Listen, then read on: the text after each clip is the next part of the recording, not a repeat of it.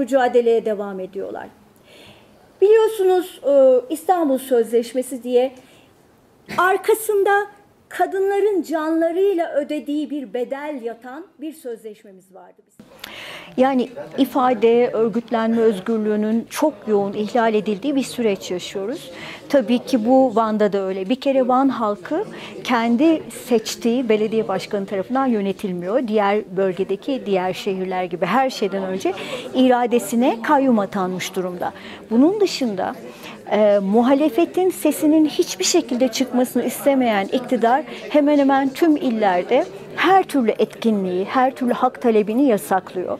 Bu maalesef ki toplumu çok kötü yönde etkiliyor, korkutuyor ve korku ile yönetilen bir toplum haline geliyoruz. Bunu aşmanın tabii ki yolları var. Mücadeleye devam etmek gerekiyor. Ve mücadele de devam ediyor zaten. Ben bu yasakların tam tersine iktidarı olumsuz yönde etkilediğini düşünüyorum.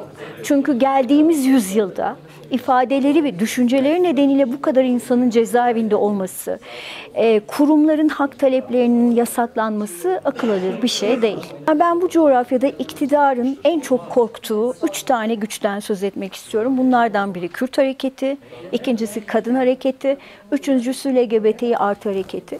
Bu hareketlerin hepsi resmi ideolojinin kodlarına, ana kodlarına karşı mücadele ediyorlar.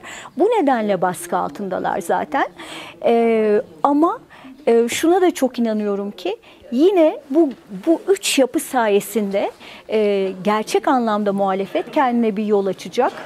Ben 90'ların başından beri insan hakları mücadelesi içindeyim.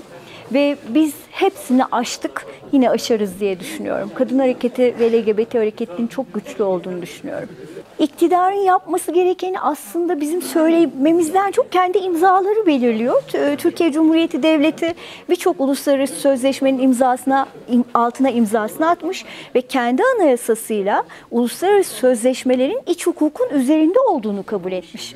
Bu sözleşmeleri ihlal etmese, bu sözleşmelere uygun davransa hepimiz bir nefes alırız.